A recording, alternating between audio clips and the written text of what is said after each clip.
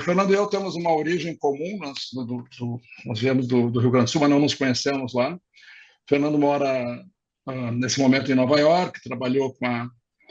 Ele vai contar essa parte aí da biografia recente dele, trabalhou com a Kamala Harris na Casa Branca e depois esteve engajado na campanha e com algumas atividades, eu tenho chamado isso de tecnologias sociais aplicadas à política, que me parece que ser ainda uma certa ineditismo no Brasil, né? Isso de um lado. E a outra experiência mais recente que o Fernando tem é em relação ao No Kings, esse movimento que tem sido uma surpresa pelas proporções que tomou e que tem uma série de cuidados na sua produção. De um lado, uma grande horizontalidade, muita espontaneidade em quem chama e quem lidera, mas muito cuidado e muita atenção na execução para que ela não diminua ao máximo os riscos de fricção indesejável aí, né, com as provocações que podem vir dos extremistas.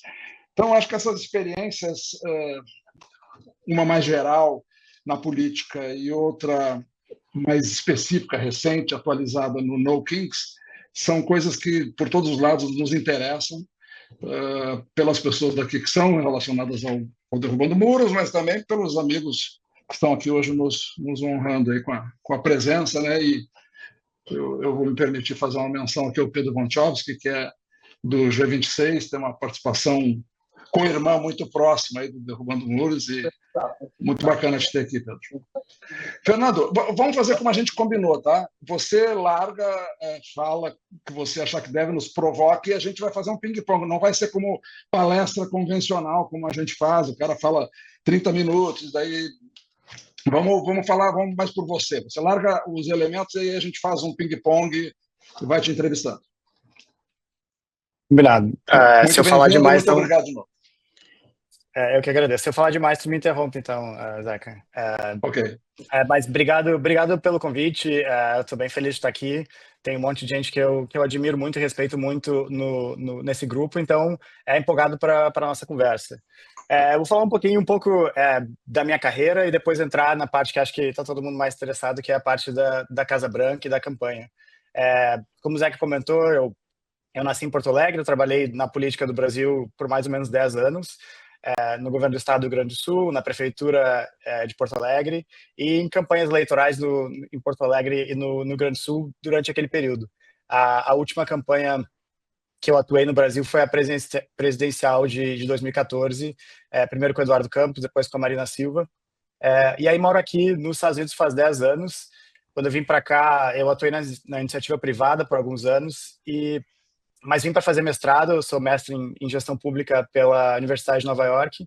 E em 2019 eu decidi transitar minha carreira de volta para a política, mas agora aqui nos Estados Unidos. Eu trabalhei na primária democrata e na eleição presidencial daquele ano, 2020, por 15 meses. As campanhas aqui, elas são uma coisa meio maluca, elas duram geralmente 2 anos. E aí o Biden se elegeu, eu decidi ficar o primeiro ano aqui em Nova York trabalhando. Tinha eleição municipal aqui há 4 anos atrás, eu atuei na política da cidade, e aí no segundo ano me mudei para Washington, fiquei 1 ano no Ministério da Agricultura. O Ministério da Agricultura tem 100 mil funcionários, um orçamento anual de 200 bi, então foi uma experiência boa para eu entender um pouco a máquina pública americana, do governo federal. E aí logo depois eu fiz um processo seletivo para trabalhar na Casa Branca, e aí atuei lá do início de 2023 até janeiro desse ano, no gabinete da Kamala Harris, como o Zeca comentou, como diretor adjunto de engajamento político e relações institucionais. E agora, em janeiro, quando terminou o mandato, voltei para Nova York. Hoje eu estou trabalhando como estrategista político da ACLU, que é uma organização que tem 105 anos de vida, 4 milhões de membros ao redor do país, e eles são famosos por defender de liberdades individuais por meio litigioso. Então, eles vão processando até chegar na Suprema Corte para criar um precedente em proteção de liberdades individuais. Mas, recentemente, eles vêm ampliando a parte de engajamento político considerando que o judiciário sozinho não vai resolver os problemas que a gente tem hoje. E parte desse trabalho do meu time é o No Kings, é organizar, são 4 organizações que são no comitê gestor do No Kings, e um deles somos nós.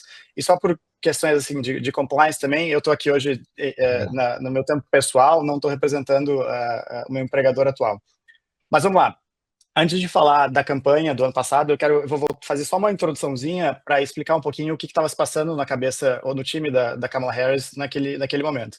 Em 2023, que foi quando eu entrei, a gente fez um planejamento estratégico, ia começar a segunda metade do mandato do Biden, e a gente começou a fazer uma série de análise para preparar as fundações para ela ser candidata a presidente em 2028. Então a gente pensou, tinha os 2 primeiros anos de mandato dela, os 2 não foram assim exatamente, tinha uma série de pautas negativas, uma série de coisas que não estavam dando certo. Ela trocou de chefe de gabinete, trocou uma parte do time, uma série de pessoas novas entraram. E aí o problema era que aqui no Brasil tem a história do vice decorativo. Aqui falo às vezes brincando que o vice-presidente é a 5ª roda do carro, ou seja, ela fica lá se tu precisa, mas geralmente tu não usa. Aqui fica no porta-mala, o step. E aí a gente pensou, bom, como é que a gente vai transformar isso e fazer uma análise, qual é o ponto positivo disso? E o ponto positivo se tu não tem que administrar a máquina pública, se tu não tem que administrar orçamento, tu tem muito mais liberdade para viajar o país e fazer política. Então a gente pensou, bom, o que a gente vai fazer é botar a vice-presidente a viajar. Isso era 2023, ela falou que queria estar em pelo menos 2 estados por semana, e a gente começou a identificar pautas que, naquele momento, a presença dela e a plataforma dela tinha um apelo maior do que a do Biden. Eu vou citar 2 exemplos. Um era o aborto, que recém a Suprema Corte daqui tinha mudado o seu próprio precedente, e a pautas jovens, digamos assim, geração Z e tal, ela geralmente tem muito mais apelo. Então, a gente começou a viajar o país, a gente começou a identificar quais são as regiões do país em que essas comunidades estavam presentes, em que pessoas que se importam com isso estavam presentes. E aí o meu time identificava os principais atores políticos da região, os principais líderes do empresariado, o líder comunitário, enfim, os deputados, senador eleito naquela região. E a gente fazia tipo um meet and greet, assim, cada um batia foto com ela ficava fazendo reunião separado. E ela foi fazendo isso 2 estados por semana por mais de um ano. Então eu digo isso para dizer que daí quando passou um ano e era aquele dia que o Biden tweetou e anunciou e pegou muita gente de surpresa pelo timing e pela forma que ele não era mais o candidato a presidente, ela imediatamente sentou na casa dela, chamou todo o time e disse, eu vou ligar para todo mundo e vou pedir apoio. Vocês conseguem imaginar, um presidente está na cadeira e ele disse que não vai ser candidato, tinha uma série de outros candidatos tinha uma série de outros políticos que queriam ser candidatos naquele momento, e tinha gente no partido, acho que também bem público, que queria um processo primário mais tradicional. E aí todo aquele processo que ela vinha fazendo de formiguinha e conhecendo as pessoas, e eu acho que isso funciona, política é igual em qualquer lugar do mundo, na minha opinião, o fato dela ter olho no olho, apertado mão, ido visitar pessoas no país inteiro, a gente ia em cidades com 40 mil habitantes, às vezes, ficar viajando o país, quando chegou a hora dela pedir apoio, foi diferente o approach, foi diferente a forma como ela era recebida. E ela passou da 1 da tarde até tipo 11 da noite no telefone. E a gente tentando contatar a gente aqui e ali, governador, deputado, mas também muita liderança da base. E aí muita gente ficou surpresa que ela, em 24 horas, virou a candidata do partido. E eu acho que a gente ficou muito orgulhoso, na verdade, do nosso trabalho, porque a gente acreditou muito o fato dela ter feito todo esse trabalho de base e ter viajado todo o país. Mas aí ela estava numa situação, como candidata, como eu comentei, as campanhas aqui duram 2 anos, ela tinha 107 dias, menos de 30 dias depois a gente tinha a convenção do partido, que são dezenas de milhares de pessoas que viajam, toda ela preparada para o Biden, a narrativa, as imagens, os vídeos, toda a comunicação, todos os delegados preparados para votar nele. Então esse era o primeiro desafio. O segundo desafio tinha que criar um conceito de campanha que fosse de mudança, porque claramente a população não estava feliz, os números do Biden eram baixos, mas que ao mesmo tempo não comprometesse o fato dela estar como vice-presidente naquele momento. E tinha que escolher um vice e tinha que se preparar para um debate que aconteceria 30 dias depois. Então, vou falar rapidinho do slogan o conceito que a gente definiu, foi uma nova forma de avançar, que dizia: a gente está avançando então colocava ela como vice, mas ela ia trazer uma nova forma de avançar, pelas características dela. Então esse foi o New Way Forward, que era tipo, a mote da campanha. E aí ela começou esse processo, preparar para a convenção, se preparar para o debate e tudo mais.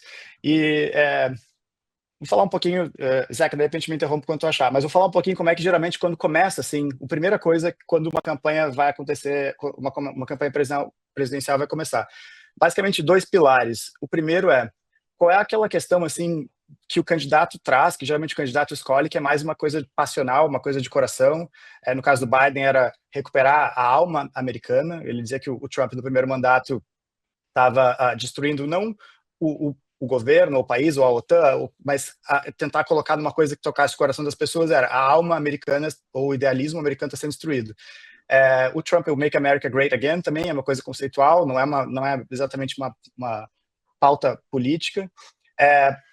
Então essa foi a primeira coisa que eu comentei do New Way Forward. E a segunda, que é o que eles chamam de caminho da vitória. A gente já faz um monte de pesquisa qualitativa para identificar quais são os grupos do eleitorado que aquele candidato funciona bem, que aquele candidato tem apelo. Idade, classe social, nível de educação e tudo mais. Então a gente fez esse mapeamento, identificou os estados, e aí geralmente depois disso vem uma pergunta: é suficiente para ganhar ou não? E a resposta geralmente é não. Aí vem a parte de escolher o vice. A parte de escolher o vice, ela candidata mulher negra, muita gente dizia que ela era muito progressista, muito de esquerda, e aí vem a parte do vice, ser um homem branco, meio engraçado, meio carismático, mas ao mesmo tempo um governador muito bem sucedido de um estado do centro do país, do Midwest. E aí juntaram esses dois, e aí a partir disso, todas as agendas da campanha, elas são baseadas em aonde está esse eleitorado. Aonde ela vai é baseado onde está o eleitorado para mobilizar o eleitorado naquelas regiões. Eu sei que, às vezes, tem alguma influência de, tem um senador aqui, tem um deputado lá que está se candidatando, e é importante, mas o foco principal é eleger o presidente. Então, é sempre baseado nesse caminho da vitória que eu comentei. E aí, a gente começou a eleição, ou a campanha, 107 dias. A nossa pesquisa interna dizia que a gente estava 6 pontos atrás, e ela perdeu por 1,4, que foi a eleição mais apertada do século XXI nos Estados Unidos. E acho que, assim, o que se fala bastante aqui, que se espera de um candidato a presidente, são 3 coisas. Uma é arrecadação de fundos, ser bom para arrecadar, para pedir dinheiro. Ela arrecadou mais de $1 bilhão em pouco mais de 3 meses, um bi com B de bola. O segundo é fazer um debate bom, e aí a gente tem exemplos positivos e negativos no último ano.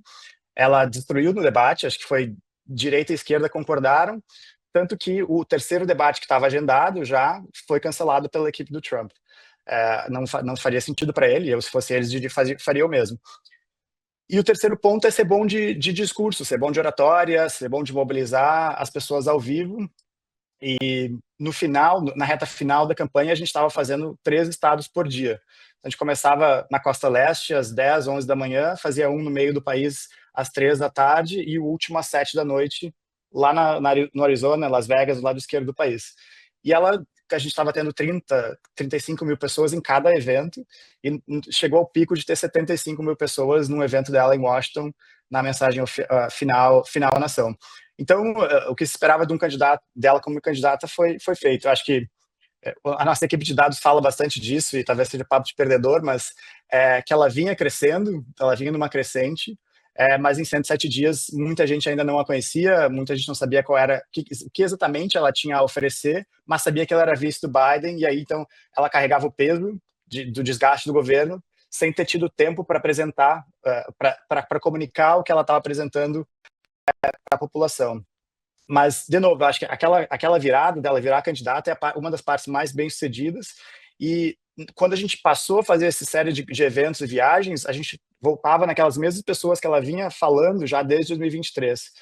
Então eu penso assim, se eu estivesse assessorando alguém no Brasil hoje, que quer ser candidato ou ano que vem, ou em 2030, porque a gente estava fazendo, de novo, em 2023 para ela ser candidata em 2028. Eu diria para essa pessoa estar viajando o país uma vez por semana no mínimo para se apresentar, para falar com as pessoas. Eu acho que o Lula fazia muito isso lá na época de sindicalista, acho que o Bolsonaro fez um pouco também, aquela coisa de chegar nos aeroportos, ter um monte de gente esperando. Essa coisa de viajar o país bastante eu acho que é muito importante, não só naqueles 90 dias que no Brasil não são 90 dias de eleição, mas criar um movimento. E a última coisa que eu acho que é legal de comentar também quando a pessoa vira o candidato, eles tentam criar uma imagem. Isso começou desde a época do JFK, do Reagan. Ele vira uma celebridade. Ele é diferente de um candidato local. Não sei se vocês lembram, mas ou se ouviram falar, no debate entre o JFK e o Nixon, foi o primeiro debate televisionado. E eles fizeram pesquisa com pessoas que assistiram pela TV e pessoas que ouviram no rádio.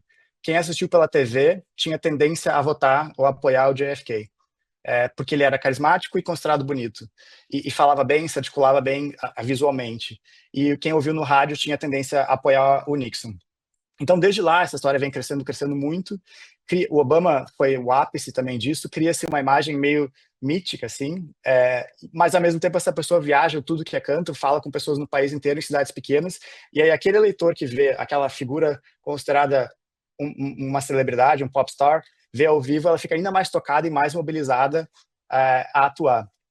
Porque uma parte importante que eu acho do aprendizado aqui com o processo de primárias, as pessoas se envolvem muito, participam muito, e a eleição não é tão decidida pelos caciques de partido, né? Acho que em 2008 a Hillary ela era a escolha oficial do establishment político e Obama virou candidato. Ele fez essa mesma lógica de viajar e tentar romper a dificuldade de arrecadar fundos com eleições pequenas, eleições de valores baixos, 10, 20 dólares aqui e ali, viajando o país inteiro e pedindo para as pessoas ajudarem. Acho que essa é uma forma, às vezes, de romper aquela obsessão por fundo eleitoral, fundo partidário, isso e aquilo, falar com as pessoas e pedir. Eu sei que a cultura é diferente, mas é uma cultura que pode ser mudada também, das pessoas ajudarem campanha dessa forma. E a outra coisa que eu acho é que entre fazer essa coisa de ficar comparando o Brasil com aqui, a eleição presidencial é muito focada em tempo de TV, partidos e coalizão partidária apoiando fundo partidário e tempo de TV, e acho que aqui tem se investido muito mais em mídias não tradicionais, como redes sociais. O ano passado o TikTok foi quase teve uma influência grande aqui, podcast, outras formas de comunicar com o eleitorado do que só mais tradicional propaganda eleitoral, que acho que é importante, mas que acho que tem que começar a se pensar, de repente, formas inovadoras de tocar o eleitor. E aí agora, bom, vou para aqui, de repente, Zeca, já estou falando demais. E aí tu me faz uma pergunta do que eu não cobri. Tu tá no mudo ainda. Antes do No Kings e antes de abrir, eu queria te pedir que falasse um pouquinho mais sobre a organização e planejamento dos roteiros, porque eu acho que é uma coisa diferente o que vocês fizeram aí. Então, cria um use case assim, de um roteiro. Vou para uma cidade de 100 mil habitantes, por quê? Que público eu vou buscar? De que maneira eu organizo? Como é que eu planejo isso? Como é que eu executo? Certo. Como eu falei, a gente primeiro começa entre o candidato, o vice é usado muito, inclusive, nessa parte, mas vamos lá, entre o candidato e o vice, quais são o grupo de eleitorado em que tem um apelo maior? Vamos dizer que seja um eleitor negro, que não tem ensino superior, com uma classe social C, por exemplo. A gente identifica onde no país está esse eleitor. E aqui no caso dos Estados Unidos pesa muito ser por causa do colégio eleitoral, é o peso do estado, diferente um pouco do Brasil, mas acho que a lógica é a mesma. Então a gente ia, por exemplo, para o estado da Geórgia, tinha bastante gente com esse perfil de eleitorado. Aí a gente chegava lá e definia assim, bom, a gente está aqui para falar hoje de aborto, por exemplo, acesso ao aborto e tudo mais. A gente não escolhe, quando a gente ia escolher o local do evento, não era nunca uma escola de ensino médio, por exemplo, uma escola de ensino fundamental, por exemplo. Então começava com o local que a gente escolhia, tinha que representar um pouco a narrativa do evento que a gente estava fazendo. E aí a gente envolvia todos os grupos políticos daquela região e convidava eles e definia quem são os líderes daquela região que tem que ter uma conversa cara a cara com ela, quem são as pessoas que tem que ter 5 segundos com ela, quem são as pessoas que tem que estar na plateia. E depois ela fazia tipo aquela coisa que o Lula faz bastante também, de sair abraçando as pessoas no caminho, assim, na saída. Mas até quem estava ali na primeira fila, a gente pensava também. Aí a gente pensava, uma coisa que eu não citei, mas que talvez para alguns aqui seja interessante, até a fonte que a gente escolhia, o logo, as cores, tudo era escolhido na identidade visual geral da campanha para aquele público que a gente definiu que era o nosso caminho para a vitória. Então a gente ia, vamos lá, para o estado da Geórgia, chamava 3 mil pessoas e uma semana depois a gente estava lá de novo e ia 3, 4 quadras para o lado, ia para o lado. Então a gente cobria praticamente todos os bairros que tinha aquele público que era prioridade para aquele momento da campanha. E ao mesmo tempo, o candidato a vice, ele estava em Iowa, em Missouri, em outros estados que são mais estados brancos, que tudo mais, que a pessoa dele ajudava a campanha naquela região. Então era assim que a gente ia fazendo e acabava que era um círculo e sempre nos mesmos estados, né? Aqui mais tem os estados, os swing states, é de um pouco diferente, mas a lógica é saber onde é que o teu não que o teu leitor está, mas necessariamente, mas onde que o teu potencial leitor está, que vai te levar do ponto A até o ponto B, que é a vitória. Então aí tu calcula a população de cada região e aí a gente começa a fazer, o que a gente fazia também era fazer uma pesquisa, nesse caso quantitativa, só naquela região, antes e depois da presença dela, e aí via se tinha dado impacto ou não. E a gente começou a ver que todos os lugares que ela ia, o número crescia, e aí começou a faltar tempo para a gente conseguir fazer tudo, porque aqui a população é muito mais espalhada que a população do Brasil, que é um pouco mais concentrada em grandes cidades, né?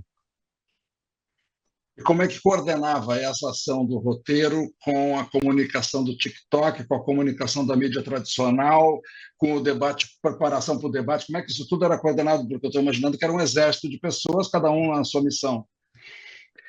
Tinha quase 1.000 pessoas, talvez mais, funcionários da campanha, contratados com plano de saúde, com todo o pacote normal que te contrata para qualquer organização. Todos os dias de manhã, ou mais de uma vez por dia, mas começava todos os dias de manhã, era como se fosse um comitê gestor da campanha, comunicação, a parte de logística, a parte de redes sociais, a parte de gente que conhece partido, gente que conhece os deputados, senador, prefeito, governador. Todo mundo sentava numa mesa e dizia, olha, a gente fez o caminho para a vitória lá atrás, fez o planejamento estratégico, tá, vamos assumir, partir do princípio que esteja funcionando. Aquele grupo definiu, o próximo local vai ser aqui, porque aqui a gente fez uma pesquisa e está faltando ainda, mas é muito, muito, muito informado por dados, por análise de dados. A equipe de dados estava na mesa no mesmo nível que o diretor político que conhece que conhece o Obama e que pode ligar para o Biden. É no mesmo nível, porque dados eram tudo que a gente ia tomar uma decisão, e na política comum, quem trabalha com isso, às vezes se motiva por instinto, sabe, eu já fiz isso muitas vezes, né? Sempre tinha pergunta, o que o pessoal de dados acha, o que está funcionando, o que não está funcionando. Isso acontecia todos os dias, literalmente, inclusive a gente trabalhava 7 dias por semana, mas acontecia todos os dias de manhã, e aí o pessoal de dados pensava, olha, quem é o influencer, quem é a pessoa que é famosinha no Instagram, no TikTok, naquela região. E às vezes eram pessoas com 10, 15 mil seguidores, às vezes com 1 milhão. A gente chamava aquela pessoa para estar lá, para cobrir o evento. Então envolvia todo mundo. A gente chamava os panfleteiros da campanha para estar lá, motivando a galera, tinha o pessoal com bandeira e coisa assim. Todo mundo se envolvia para a mesma coisa, assim. Então era sempre muito, muito planejado. E uma coisa que eu acho muito impressionante até hoje, no início me surpreendia, agora já me acostumei. O tempo dela era, a gente às vezes pensava assim, olha, ela tem que falar com o deputado X. E aí dizia, vamos deixar 10 minutos para eles conversarem, vai ser uma conversa rápida. E aí o pessoal da agenda dizia, a gente tem 5 minutos. E às vezes fica uma discussão longa entre 5, vamos chegar a 6, não, quem sabe 7. E eu pensava assim, meu Deus, não faz tanta diferença, é 2, 3 minutos. A minha cabeça brasileira, ela vai se atrasar, todo mundo se atrasa. Não, era realmente minuto a minuto. E aí eu comecei, quando a gente estava fazendo 13 estados por semana, aliás, por dia, eu pensava, 1 minuto é o tempo dela tomar água, é o tempo dela retocar o batom, é o tempo de ir no banheiro. Às vezes é isso. Então, assim, às vezes, se faltasse aquele minuto, faltaria a água, faltaria eu não sei o quê. Ela começou a ficar sem voz em algum momento. Então, acho que tudo isso faz parte da vida real de um candidato. E todo mundo que estava ali estava envolvido em fazer com que toda aquela parte da equação funcionasse, cada um trazendo a sua informação, mas era sempre uma discussão muito, muito forte de grupo, assim. Eu tenho muita dificuldade de imaginar a governança de um negócio desse, sim, porque é tudo período tão curto, tão compacto, e imaginar que isso pode funcionar. Gente, está aberto, então, quem quer perguntar alguma coisa, se não perguntar, eu vou convidar. O Fábio Bernardes. Cadê o Fábio Bernardes? Estava aqui há pouco.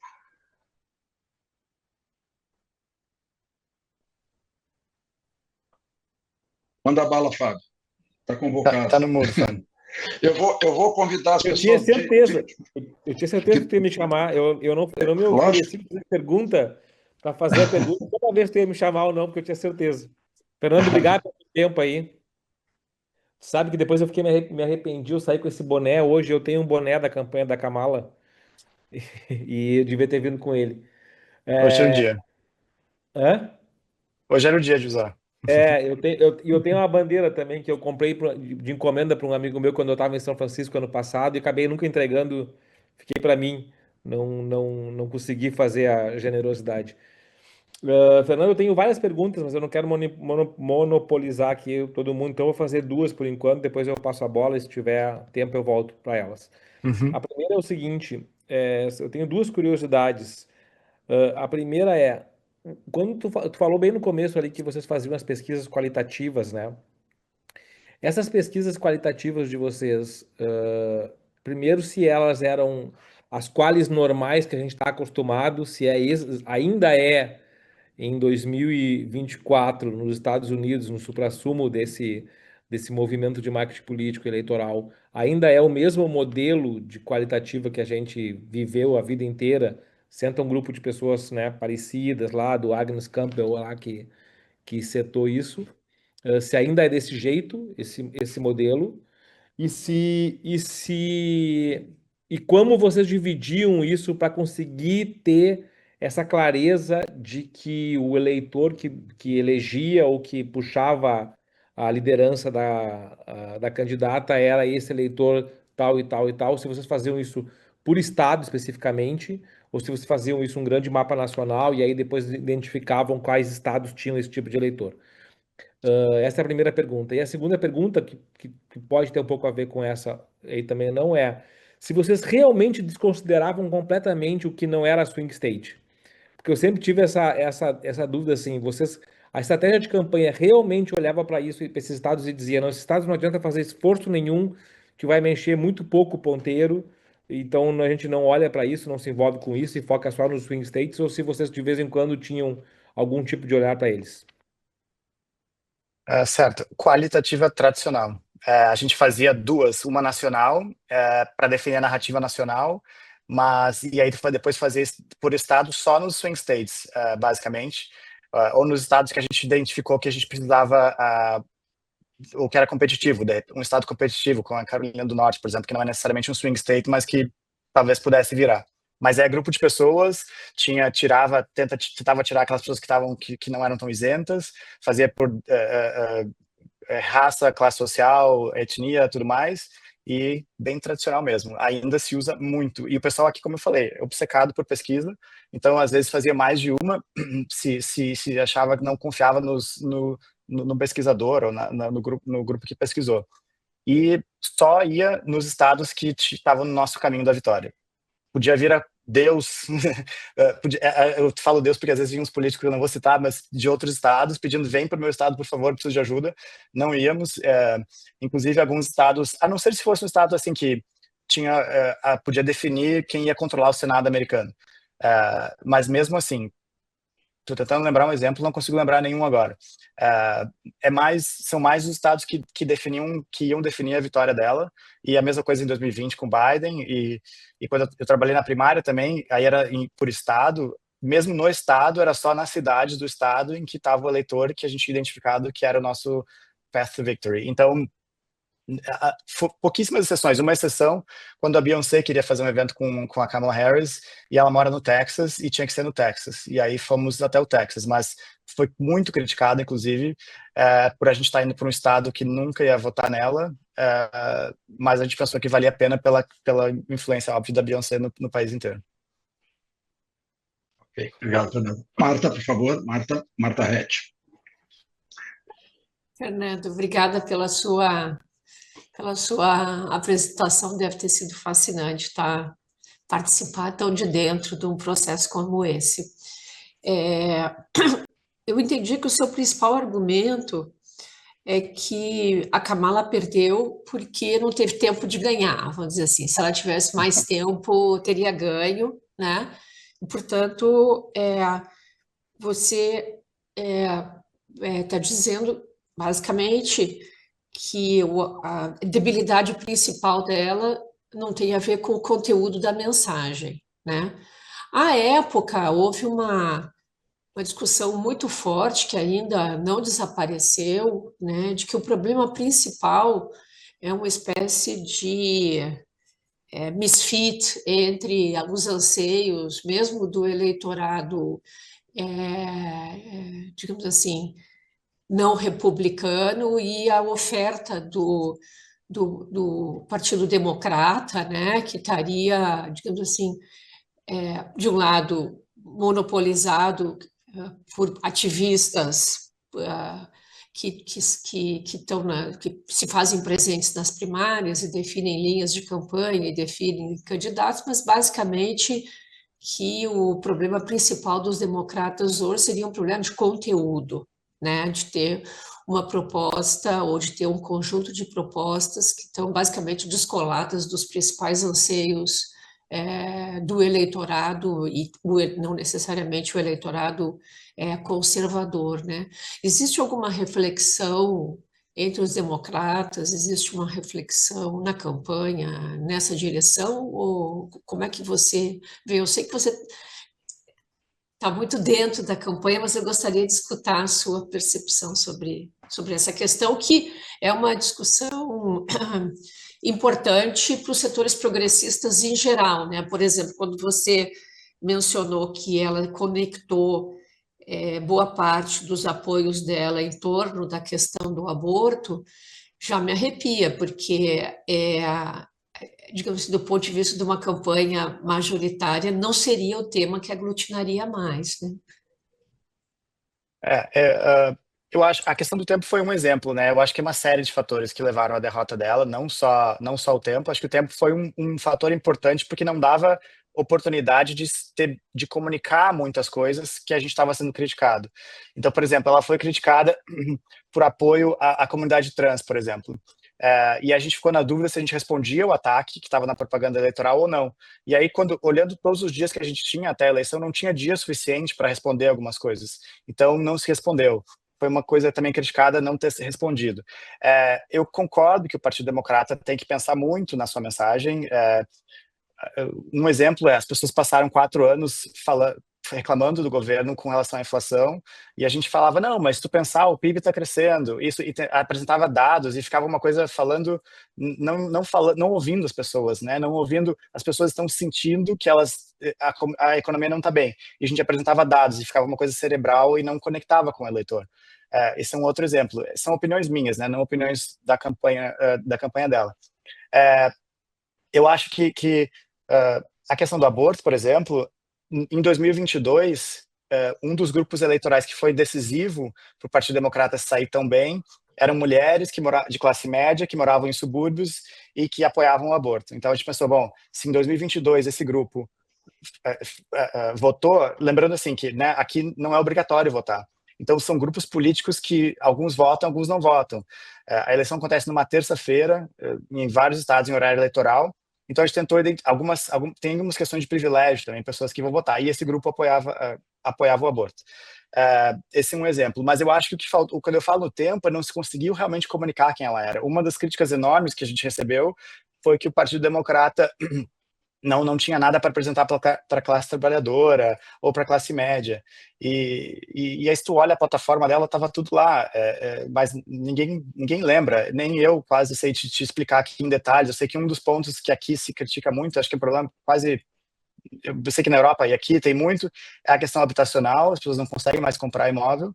Ela fez um programa de incentivo às pessoas não sei exatamente o corte, mas vamos dizer de classe baixa, para dar $20 mil para a família para comprar um imóvel, para dar de entrada.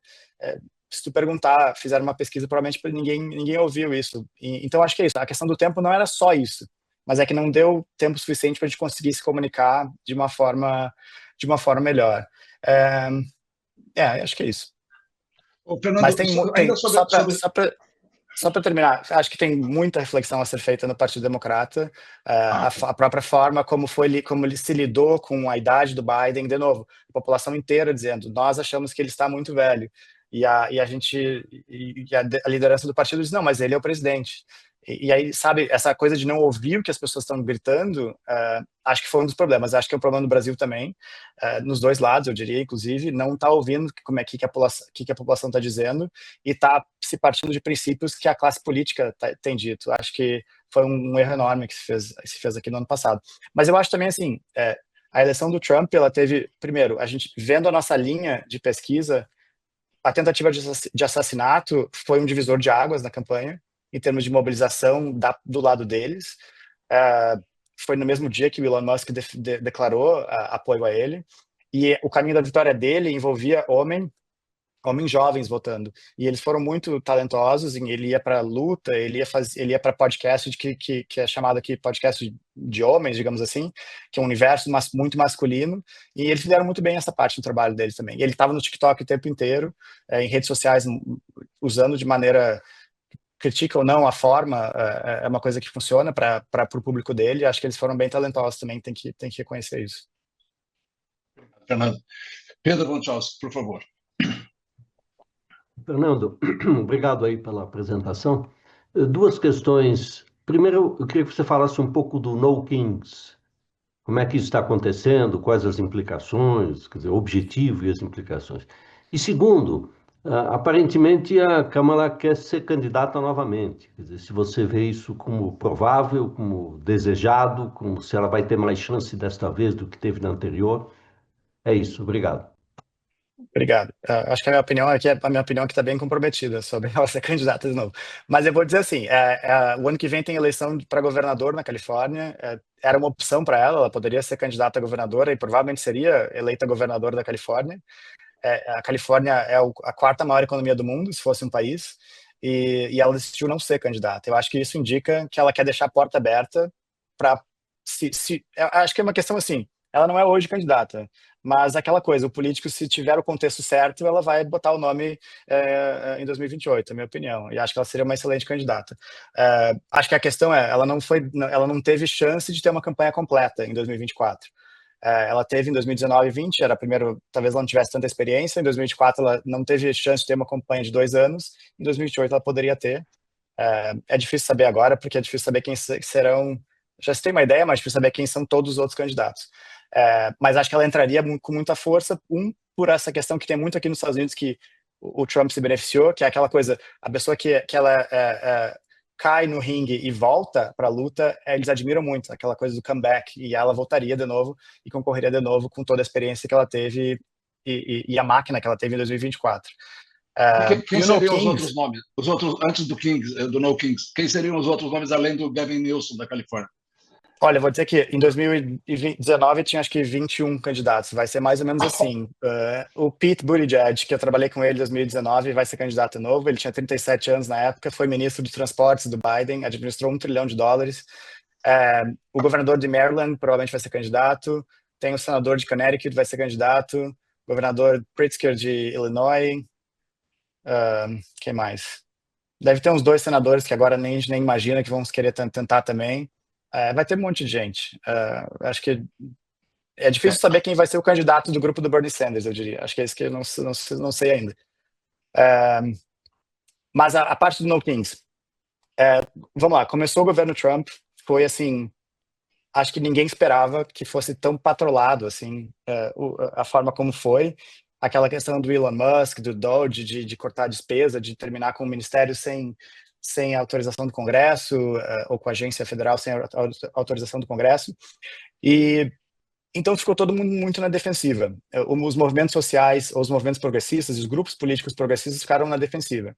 E conforme a coisa vem cada vez aumentando, na verdade, com o uso do exército contra a própria população, a forma como cidadãos americanos estão sendo presos, porque partindo do achismo de que eles são imigrantes ilegais, e aí até explicar leva 3, 4 dias, bombardeando, barco no meio do Caribe, sem nenhuma justificativa, sem nenhuma prova de que são traficantes de drogas, e mesmo se fossem, né, não é assim, não se está em guerra com qualquer que seja aquele grupo. Todos os movimentos políticos estão se sentindo na defensiva, a gente não tem nenhum poder no Congresso. Então, o grupo fez discussões enormes, e usando vários professores e filósofos sobre o que eles chamam de U democrático. A gente está no U baixando agora, a gente está na defensiva, a gente não está num espaço que a gente pode apresentar propostas, porque a gente não tem poder nenhum. Então, a gente está na defensiva. E isso é um ponto. O segundo ponto, baseado nos últimos 80, 100 anos, os países em que teve uma tentativa de golpe, ou que teve um aumento de movimento autoritário, que tiveram 3,5% da população engajada socialmente e politicamente, conseguiram ou evitar ou recuperar a democracia. Então, a lógica agora a gente precisa de um guarda-chuva ideológico gigantesco para estar na defensiva e defender valores democráticos e de direitos e liberdades individuais, que vários não estão sendo respeitados, para que se chegue a 3,5% da população engajada politicamente, prestando atenção no que está acontecendo. Porque a maioria da população está preocupada com o seu bolso, com a sua vida, com a sua família, com a sua vida. E mostrar para a população que que várias coisas estão acontecendo são uns problemas, é o foco no momento, para até chegar em 12 milhões de pessoas engajadas. A gente teve 13 em abril, 5 em junho e agora 7 em outubro. Então, a ideia não é ter uma pauta, 2 pautas específicas, porque se tiver uma pauta, alguém não vai se sentir incluído. A ideia é ser um guarda-chuva enorme, dizendo, olha, a gente vive numa democracia. O fato é que eles têm muita questão histórica e simbólica, que o país nasceu numa luta contra o rei da Inglaterra, né, do Reino Unido. Então, por isso, e desde então a gente é uma democracia, a gente é uma república, com 3 poderes e tudo mais. Então, o conceito é amplo propositalmente para as pessoas se sentirem. Então, tu vai nesses protestos e vai ter pessoas de centro, de direita, às vezes, tem vários republicanos conservadores clássicos indo, e o pessoal mais de esquerda, de extrema esquerda, enfim, tá todo mundo lá preocupado com essa escalada, e agora ele tem feito essas piadas que vai concorrer de novo em 2028, o que é inconstitucional. Então, para preparar e mostrar para a população, prestem atenção, porque isso é grave. Esse é o foco nesse momento. E onde foi originado o No Kings, a ideia do No Kings? Acho que tu diz do nome ou do movimento? Não, do movimento. Do movimento foi, assim, em 2000, uma coisa que é engraçada, acho que eu até comentei com a Carolina, eu não sei se todo mundo está pensando isso, porque não está sendo noticiado tanto. Esse ano teve mais protestos contra o governo federal do que em 2017. Então, parecia que em 2017 estava todo mundo super mobilizado. Não, esse ano está tendo muito mais, esse é um ponto. O que se percebeu é que, no início, já estava, todo mundo estava cansado, ninguém pensava assim, olha, não sei como é que a gente vai sobreviver 4 anos, gente que não é envolvida politicamente estava muito decepcionada. A campanha da Kamala Harris, ela teve uma onda assim, de energia, que se imaginou, não, ela vai ganhar, vai ser a primeira mulher da história. Teve uma série de coisas que não aconteceram, então as pessoas estavam muito frustradas. E aí alguns grupos políticos se reuniram e pensaram, a gente precisa que não tenha tanto protesto aqui, ali espalhado, e que seja uma coisa de unidade nacional para mostrar força. Então começou no primeiro, quando era o dia do aniversário dele, que ele fez a parada militar em Washington, e tinha feito uma piada, acho que no Instagram, com uma coroa de rei. E aí foi o mote que faltava, assim. Ele nos entregou, na verdade, um conceito ótimo. Não, aqui tu não é rei, ninguém aqui é rei. Esse é um país democrático e a mais antiga democracia do mundo. Então, isso ajudou a criar esse conceito também. E ele inclusive postou outro no sábado sobre com uma coroa, e acho que tem ajudado a narrativa. Bom. São 4 organizações hoje que estão no comitê gestor, e aí tem um grupo maior que faz parte do movimento também, né? Depois de falar um pouquinho mais, eu queria falar um pouco sobre a administração desse evento, 2.600 eventos simultâneos, mas vamos deixar o Hélio fazer a questão dele, a gente vai voltando, vai e volta. Hélio Mata, por favor, bem-vindo. Obrigado, Zeca. Muito obrigado, Fernando, excelente a sua descrição, e me impressionou especialmente o fato de que houve um processo que me pareceu bastante disciplinado e organizado para definir quais seriam os pontos da campanha e os momentos em que esses pontos iriam ser tratados, quais os pontos iriam ser tratados. Em outras palavras, algo de um planejamento extremamente detalhado, tanto quanto eu pude perceber. A minha pergunta é, se você fosse olhar para a campanha com o que você sabe hoje, o que seria feito diferente nesse planejamento da campanha para que houvesse talvez um sucesso maior? Seria diferente da forma como foi tocado nessa última eleição? Eu acho que seria duas coisas que me vêm à cabeça. Primeiro, e acho que ela escreveu um livro sobre essa experiência e acho que achei bom que se está se falando, todo mundo tem falado mais abertamente, que é a data em que o Biden decidiu sair da campanha. Talvez, olhando para trás, tivesse ter sido antes, porque a população sentiu um pouco, ficou um problema de confiança com a população no que a gente falava. As pessoas diziam, não, ele é um excelente presidente. Aí aparece o debate e fica assim, não, essa galera tá mentindo, ou não tá sendo bem sincero. Então, acho que esse é um ponto que tinha que ter sido administrado melhor. O segundo ponto, que eu acho, na minha opinião, é uma coisa que o Trump tem muito bem, o Lula tem muito bem, o Bolsonaro tem muito bem, todos os candidatos mais modernos têm, autenticidade. As pessoas acham que é normal, tu pode não concordar às vezes, falam muito, eu conheço muito eleitor do Trump que fala, eu não gosto disso que ele falou, mas eu sinto que parece verdadeiro. A minha opinião é que não é sempre verdadeiro, acho que ele mente bastante, mas passa a impressão de ser uma coisa verdadeira. Por ela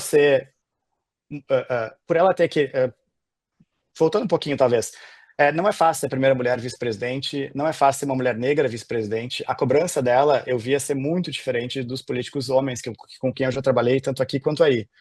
E aí, quando ela vira candidata e ela tem 107 dias, qualquer decisão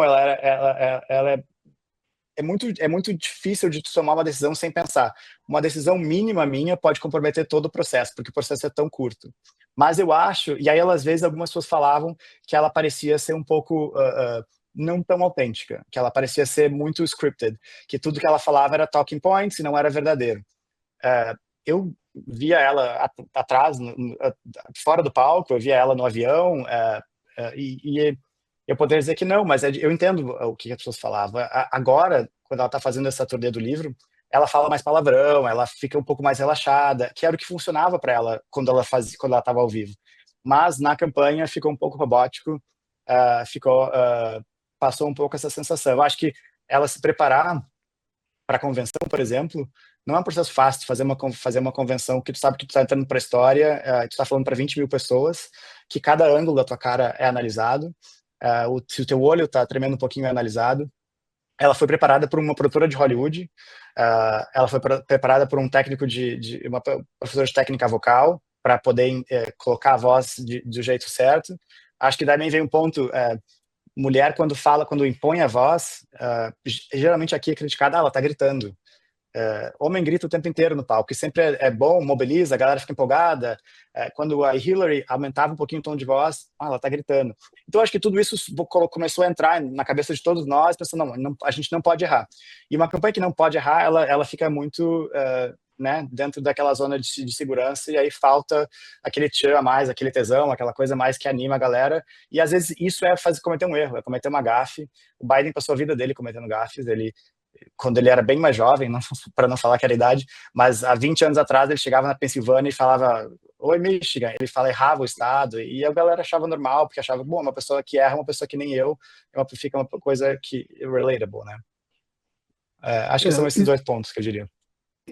Isso quer dizer, Fernando, que no processo inicial de definição de temas e públicos, a identidade da Câmara como atributos dela mesma, aqueles que são mais profundamente definidores da personalidade, da forma de ser dela, não foram tão considerados? É isso que você está dizendo?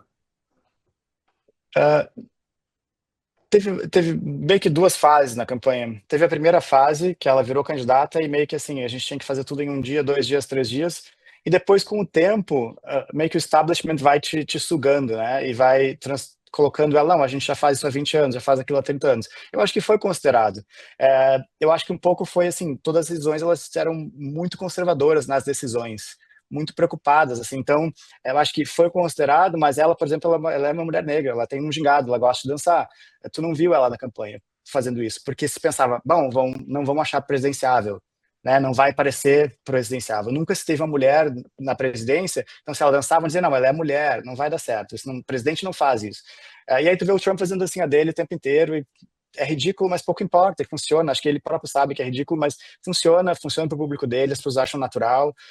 Então, acho que talvez são essas coisas, assim, não é necessariamente que não foi considerado, é que poderia ter sido um pouquinho mais, assim, fora tanto da zona de conforto, na minha opinião, né? Muito obrigado, Fernando. Fernando, fale um pouquinho Obrigado. mais sobre a parte do planejamento da peça inicial, porque vocês reuniam todos os dias, faziam as calibragens, as pivotadas necessárias, mas tinha uma peça original de planejamento que depois foi sendo adensada, se eu entendi bem. É isso? É isso.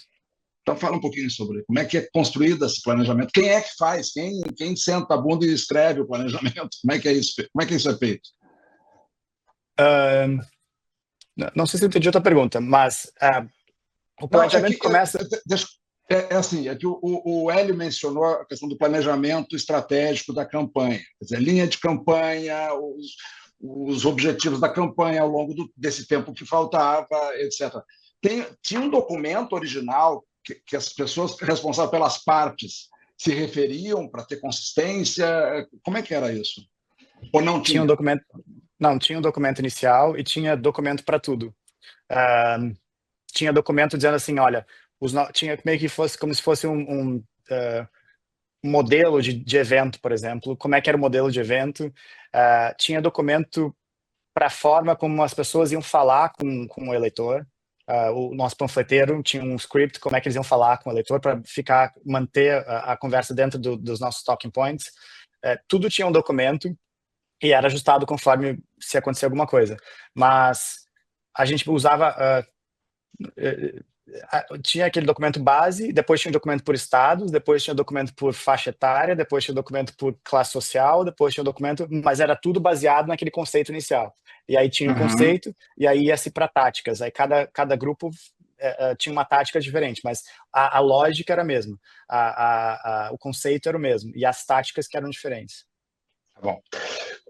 Antes de passar para o Flávio, eu tinha me comunicado aqui com Pedro Simões, e eu só queria fazer um registro. O Fábio Bernardi é um profissional dessa área de marketing, de estratégia de campanha, trabalhou com o Fernando Henrique em 94, 98, e o Pedro Simões, que vai falar agora também. O Pedro é o cara que cuidou da imagem digital do Eduardo Paes, até pouco tempo atrás, e foi o responsável também na campanha da Tabata, onde eu conheci ele. E, Pedro, por favor. Importante, as curiosidades de você são mais curiosidades, são a mão do especialista aí também. Imagina, obrigado, Becker. Boa noite, Fernando. Eu acho que eu queria fazer uma pergunta. A gente vive um momento hoje de revolução tecnológica na comunicação que nos impõe um dilema.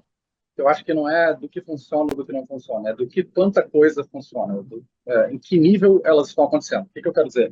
À medida em que essas novas tecnologias, novas formas, novos dados, novas maneiras de se comunicar, elas entram no nosso mercado, elas não expulsam as anteriores. Né? As anteriores continuam lá.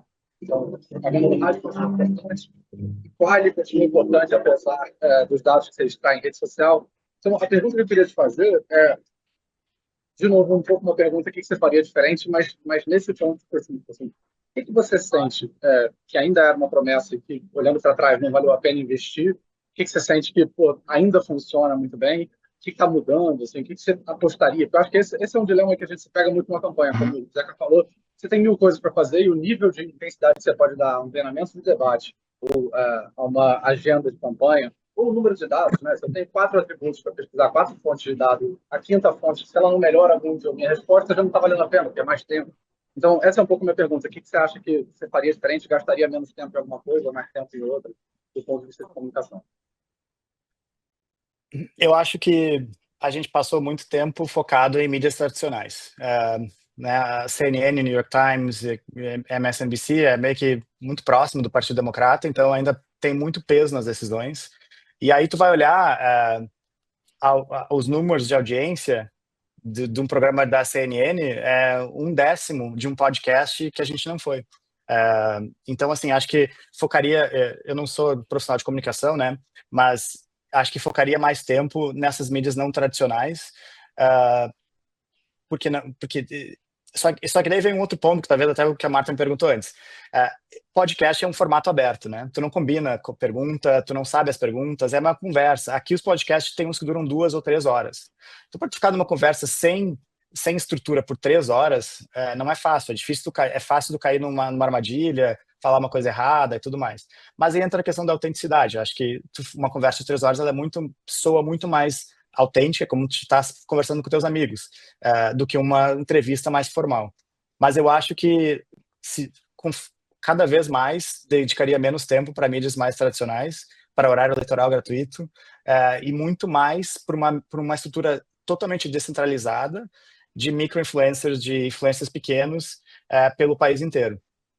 De novo, o Trump usou muito bem o TikTok. Acho que no Brasil está caindo de maduro. TikTok não é tão grande quanto nos Estados Unidos. Vai crescer e quem souber ser o primeiro a usar vai ser tão inovador quanto o Obama foi com o Twitter em 2008. Só cresce no mundo inteiro e tem muito crescendo no Brasil.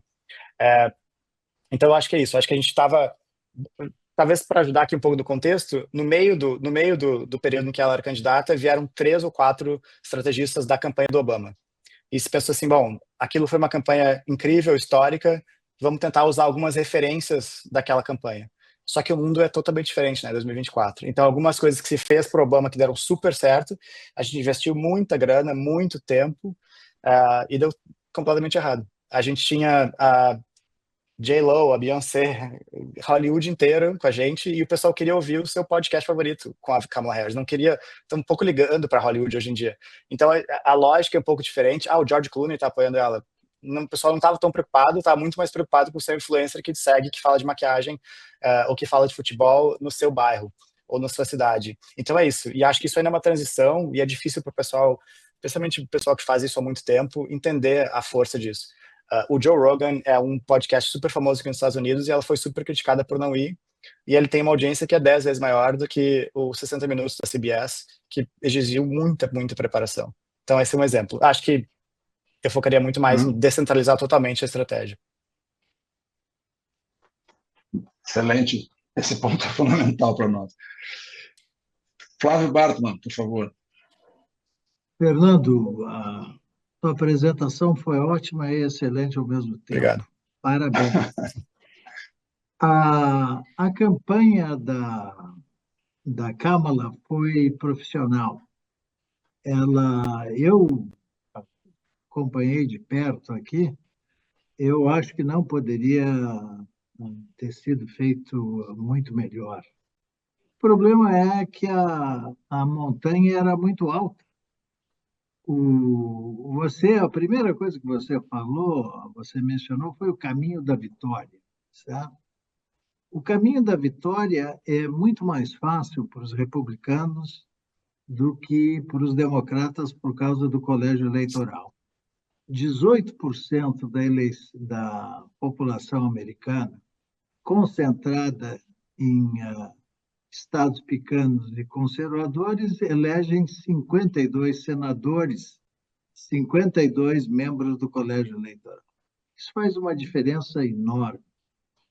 O governo do Biden deixou 2 bombas para a Kamala. Você mencionou a inflação, mas a imigração era um problema ainda maior.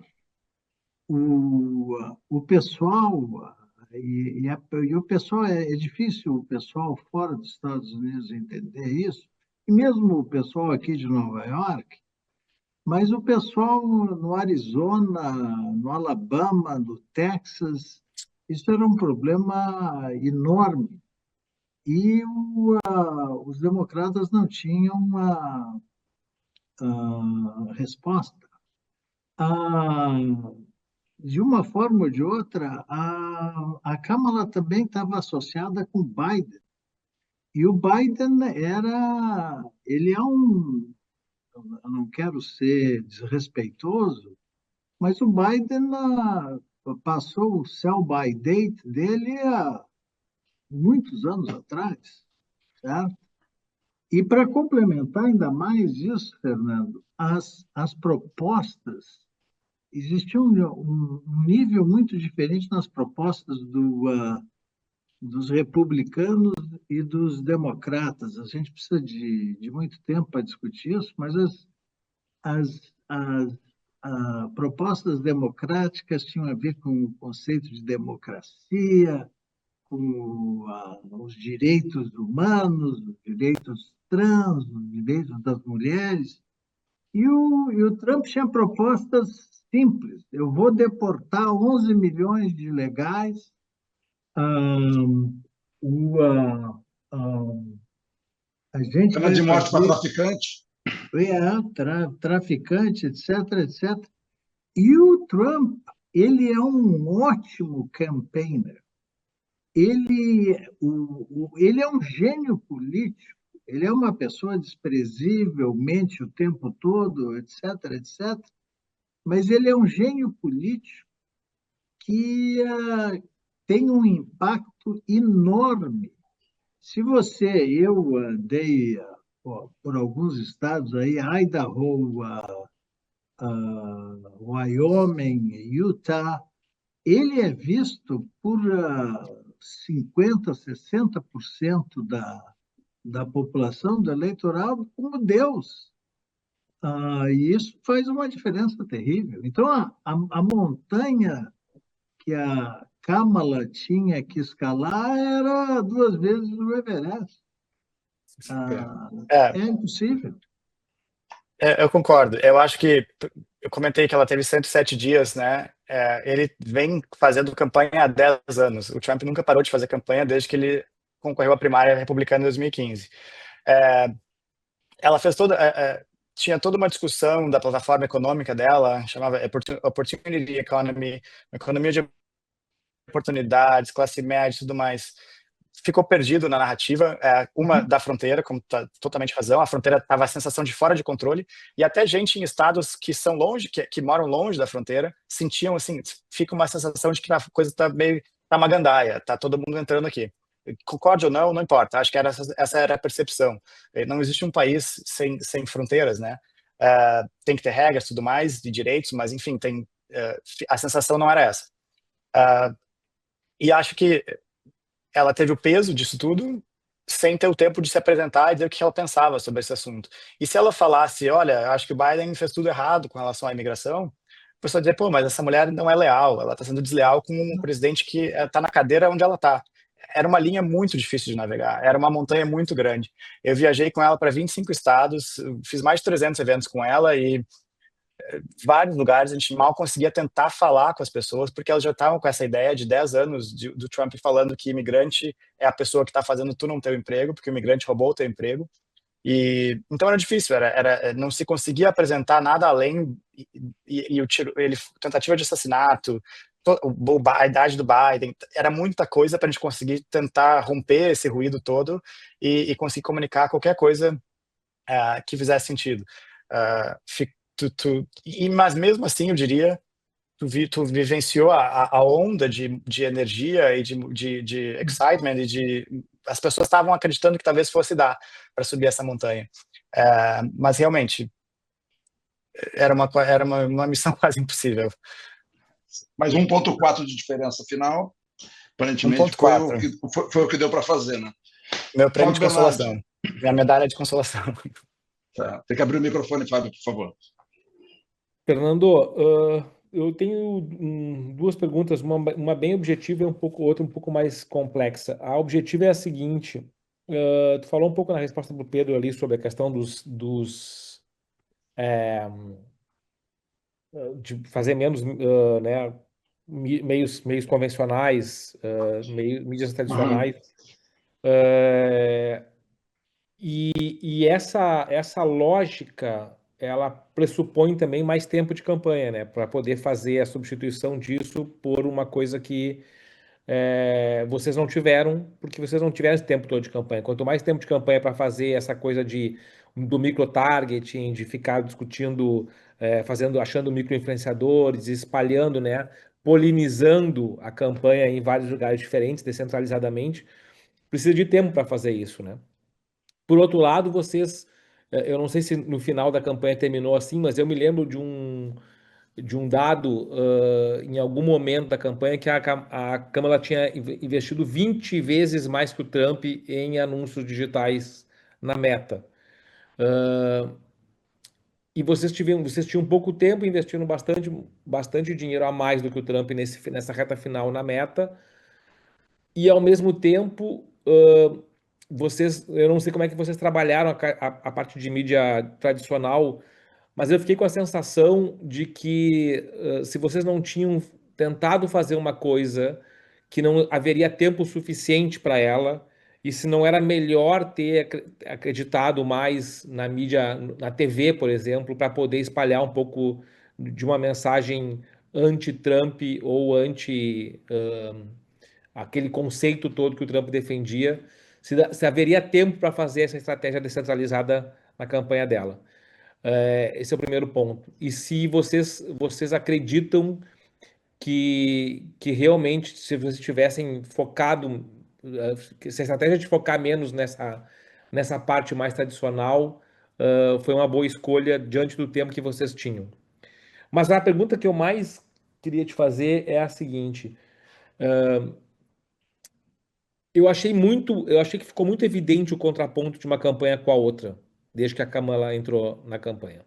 A Kamala escolheu uma campanha de alegria. O All Star, a Beyoncé, a Taylor Swift, a conversa, até aquela palavra, o Brat, né?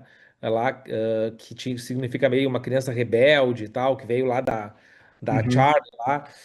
Essas escolhas todas posicionavam ela num lugar muito diferente do tipo de pauta que o Trump e de postura e de imagem que o Trump defendia, né? De um lado estava um Trump lá crítico pra caramba, bélico quase, com uma série de coisas, falando de um desastre iminente para a economia americana, de tudo acabando, de ser hostil com os imigrantes, xenofobia e tal, e de outro lado uma grande candidata que defendia um universo de alegria,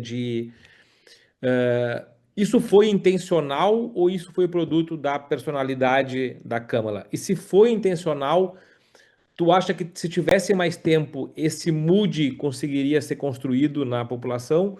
Ou essa polaridade entre aquilo que o Trump, meio Bolsonaro, representa e aquilo que a Kamala e meio um outro lado, às vezes até da campanha do próprio Lula em 2022 e do que seria uma campanha de 2026 de alguém que representasse isso, tu acha que esse contraponto tende sempre a pender para o lado mais sombrio? A primeira pergunta, então, essa análise do que a gente gastou versus o que eles gastaram, ela é um pouco desfigurada, porque aqui nos Estados Unidos tem a campanha investindo e tem os PACs, né? Que são esses grupos externos que compram, investem em ads e tudo mais. Então, assim, não é tão diferente assim. Mas a gente investiu tanto ou mais que ele também em mídia tradicional, em TV, em cable news, TV aberta e tudo mais. A questão é que, num cenário em que algumas coisas que ele falava viralizavam em 24 horas e tinham milhões de views, muito mais do que qualquer ad que a gente tinha pago. Ele falou no debate que os imigrantes estavam comendo cachorro e gato. Aquela frase viralizou muito. E por incrível que pareça, concorde ou não, a gente talvez aqui acha que era uma frase ridícula, mas tem muita gente que achou graça, deu risada, pensou, olha só que cara engraçado, e não sei o quê. E só o fato de aquela coisa, qualquer notícia boa, notícia má, falem de mim, né? Então ele estava sempre, ele falava coisas absurdas, às vezes em palco, em comício, todas as TVs estavam com ele na TV.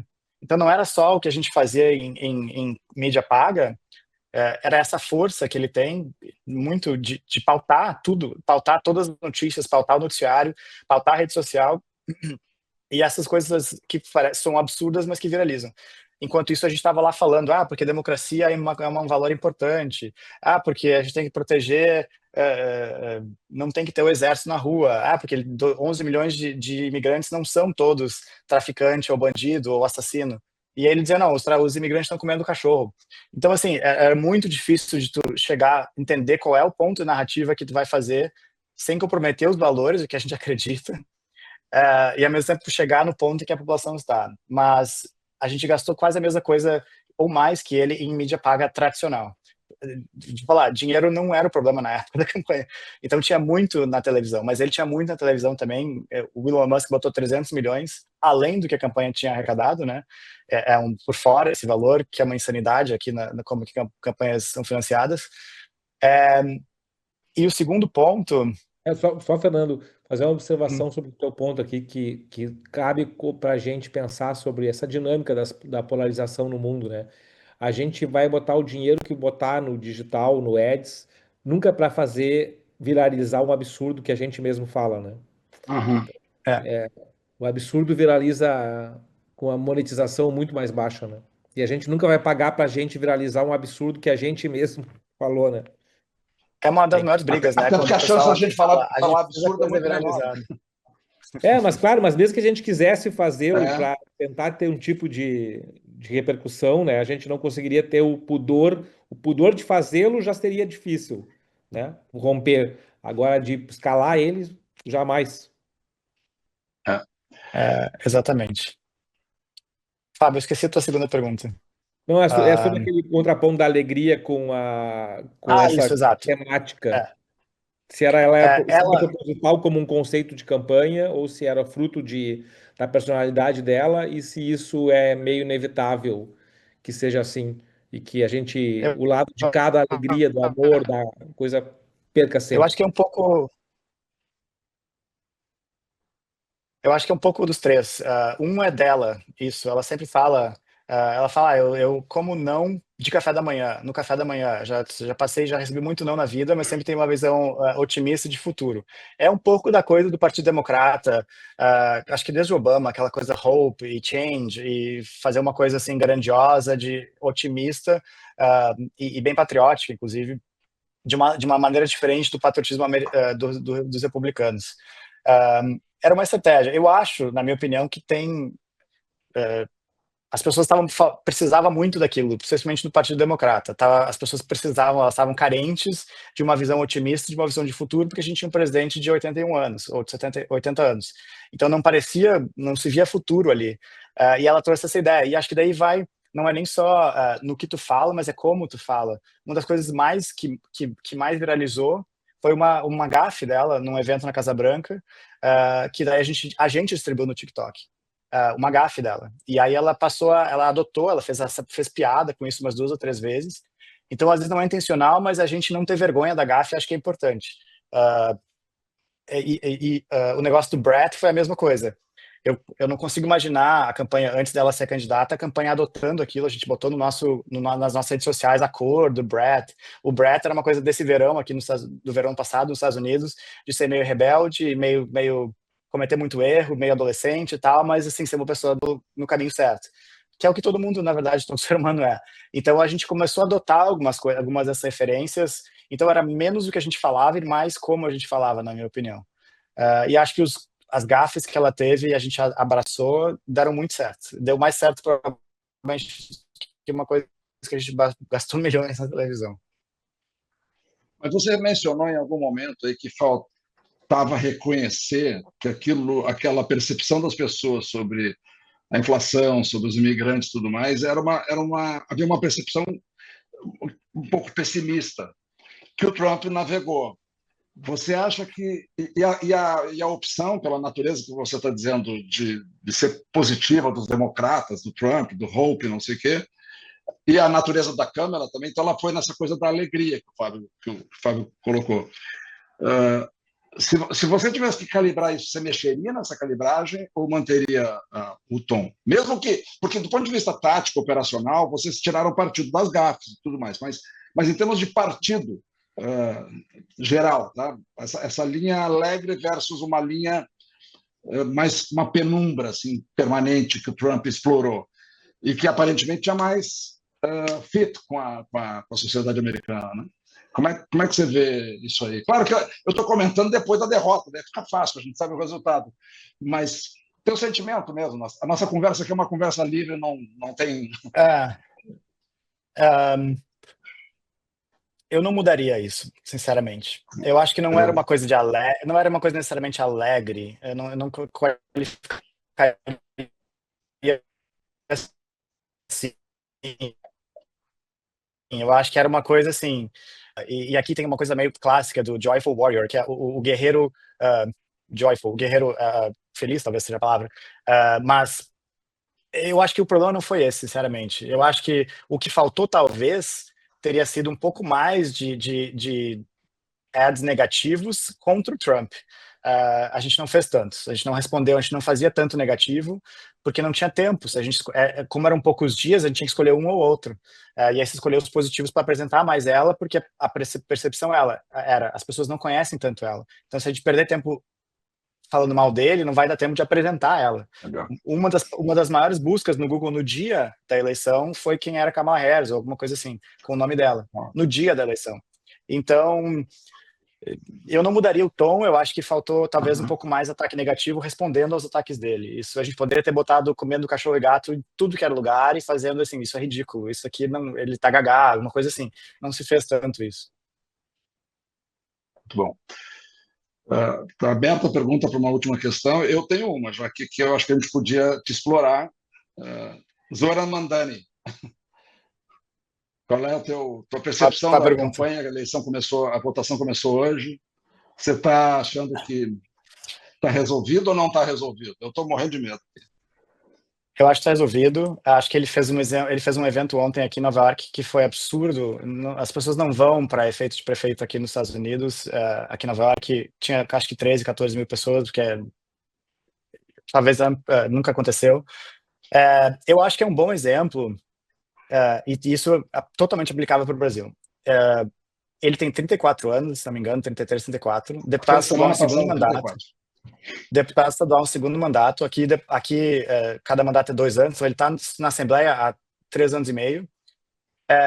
Tinha o Cuomo totalmente cheio de eleitor, cheio de doador, apoio do partido, apoio de todas as forças políticas, né, estabelecidas aqui. E aí tu pensa no Brasil, quem seria essa pessoa? Do outro lado, tu tinha um candidato que virou mais de direita, que era o atual prefeito, também com apoio da direita, com apoio dos grupos de direita, com apoio de doador de direita. E aí, ou seja, como aqui seria considerado centro-esquerda antes dele mudar, mas... e aí tu tem um candidato que pensa assim, olha, eu vou fazer tudo diferente em termos de táticas e estratégias para poder romper a barreira desse ruído todo e para poder ser notado e ser visto. Então ele começou redes sociais, ele começou andando a cidade inteira, estando frente a frente com as pessoas, e ele fez uma campanha que são 3 principais pautas, digamos assim, mas que no fundo, o eleitor não sabe direito como é que vai ser implantado, não quer nem saber, não interessa como é que vai ser implantado ou não, ou se é viável ou não. O que fica na cabeça do eleitor ele vai baixar os preços da cidade, de uma cidade que é a cidade mais cara do mundo. Então, acho que foi... Eu talvez não concorde assim, com a minha mentalidade de pessoa que trabalha em governo na aplicabilidade de algumas coisas, mas isso não importa. O que importa é ele criou um movimento com 50 mil voluntários. 50 mil voluntários numa campanha para prefeito é inacreditável. Ele, de novo, fez doação de campanha individualizada. Eu não sei quanto que é o número dele, mas deve ser parecido com a do Bernie Sanders, que em 2016, ou 2020, desculpa, a campanha do Bernie Sanders tinha 4 milhões de doadores, doando 20, 30 dólares. Isso totalmente pode ser aplicado no Brasil. Quando tu cria um movimento, quando tu cria, e tu tá sempre na rua. E aí tinha do outro lado os políticos velhos, meio que estabelecido, meio desgastado, meio sem graça, que às vezes as pessoas, no início, o Cuomo era a opção segura. Vamos votar no Cuomo porque é o mais seguro, a gente talvez não goste, mas é o que tem, é melhor do que... Pode piorar, digamos assim. E aí vem um cara e falou, olha, eu tenho muito a oferecer, tem muito a melhorar, digamos assim. Então eu acho que a campanha dele foi incrível, a identidade visual é jovem, é exatamente para o público que ele queria atingir. De novo, a fonte, para o Fábio, para o pessoal da comunicação, a fonte que ele usou, toda a entidade é um jovem e 2 com cores que aqui em Nova York são conhecidas por regiões da cidade, como Queens, como outras, que o pessoal se reconhece, tem apelo. E, enfim, ele é um bom comunicador também. Acho que ele tem saído muito bem e surpreendentemente confortável, debatendo gente muito estabelecida. E é isso, acho que é um bom case, inclusive. Ele focou muito em Instagram e TikTok e cá estamos. Legal. Então tá, Fernando, muito obrigado pela disponibilidade aí. Eu que agradeço. Vamos te buscar, assim, se as coisas, se o vento vier para o nosso lado, né? Tá bom? É isso, gente. Mais Peraí alguma que falhou um pouco a ligação. Não, não, eu ia te dizer assim, agora que você já está identificado, te prepara porque você vai ser recrutado outras vezes. Aí, eu acho que é um testemunho muito importante. Eu acho que o Zé Aníbal queria falar alguma coisa. Então, só para encerrar, curtinho, vamos lá. Senador Zé Aníbal. Eu, ao ouvir do Fernando essas considerações rápidas sobre o candidato a prefeito de Nova York, lembrei do Milei. Na comemoração de ontem, a maioria eram jovens. Na comemoração do Milei ontem, a maioria eram jovens. Pode olhar as fotos, foi a coisa que mais me impressionou. São jovens que, naturalmente, olha, peronismo não me abriu nenhuma oportunidade, não tem horizonte nenhum com esse negócio, né? E aquele mundaréu de gente, quase mais de 30%, que diz, eu vou votar para quê, pô? Essa minha turma aí de peronistas, neoperonistas, faz 40 anos que eles estão trocando 6 por meia dúzia. E os que foram votar, vamos votar nesse cara. Esse cara é o que ele está dizendo, acabou de dizer sobre. Vamos votar nesse cara. Ele é um bom orador, ele é isso, aquilo, outro. Ele visitou a cidade inteira, teve uma campanha jovial e tal. Fez propostas incríveis do ponto de vista da vida das pessoas em Nova York. Supermercado que vai vender mais barato, enfim, transporte gratuito. E não tem jeito. É uma fórmula imbatível. Parece que todo mundo agora que está decompondo as propostas, está vendo que já tinha legislação, já tinha experiência anterior, não era uma coisa propriamente porra louca, né, como pareceu no primeiro momento. Então ele está... No caso do Milei, ainda teve os 20 bilhões prometidos pelo Trump, meio que vinculados à vitória dele, né? E a Bolsa hoje cresceu 24%. Mas acho que esse é um bom exemplo. É um sintoma da normalidade. Claro. A gente... Fala, desculpe, Fernando. Não, eu só ia falar, esse é um bom exemplo que na direita e na esquerda, acho que as pessoas estão cansadas da mesmice na política. Tu pega um cara com uma motosserra, e são essas coisas, cenas visuais, assim, que o pessoal mais jovem pensa, talvez a gente não precise levar a política tão a sério, e talvez é bom esses momentos para romper a barreira dos grupos tradicionais de direita e de esquerda. O Trump aqui é um exemplo na direita, o Mandami na direita e na esquerda, e é gente normal. Todo mundo aqui já teve um evento, fez uma piada, fez alguma coisa engraçada no seu grupo de amigos, seu grupo de familiar, e quando o eleitor vê isso num político, fala, fica uma coisa mais que tu te relaciona, e tu pensa que talvez seja essa pessoa que eu quero que me represente na maneira mais literal, no modo mais literal da palavra. Tem a história... Fernando, uma coisinha que eu acho, talvez, só para fechar aqui na tua despedida, eu acho que seria interessante, porque as pessoas dizem o que é o Fernando, além do aspecto profissional do que você contou agora nessa hora e meia, as tuas convicções pessoais. Eu sei que você não é um cara com vieses assim, muito acentuados, mas você é capaz de incursionar com uma linguagem radical sem ser um radical. É assim que eu te vejo, tá certo? Acho que depende do que tu considera radical. Hoje em dia é difícil. Que é capaz de sacudir o tabuleiro, que não fica só naquela coisa, que tem uma ideia de que se você não é, ninguém aqui é da extrema-direita, mas também não é um cara da esquerda tradicional, então você está num campo anódino, morno e não sei o quê. Eu te vejo mais nesse espaço grande aqui de um centro contemporâneo, moderno, mas capaz de sacudir o tabuleiro, é isso que eu quero dizer. Entendi. Eu acho que eu sou uma pessoa progressista, acredito em direitos humanos, direitos civis, direitos dos trabalhadores, de mulheres, de gays, de tudo. Mas se fosse no Brasil, essa pessoa meio que eu não reconheço ninguém. Eu queria que nascesse um novo Fernando Henrique Cardoso, mas na parte mais filosófica da coisa, mas eu acho que a gente tem que ser radical nas estratégias, nas táticas, na comunicação, na fala, nas palavras. está faltando, no Brasil me frustra muito, inclusive, que não existe uma pessoa que não consiga sair desse modelo de quem vai ser o candidato, quem vai ter mais apoio do fundo partidário, essa coisa, isso tá preso no passado. O Mamdani é um exemplo disso, assim, eu estou tentando comparar para que fique uma coisa que se possa aplicável no Brasil. Tem várias táticas aqui que poderia aplicar no Brasil se alguém tiver culhão de dizer, não, eu vou fazer diferente, e se eu perder, eu perdi. Aqui nos Estados Unidos, tu perde a eleição, tu lança um livro, a Kamala Harris ganhou 20 milhões nesse livro.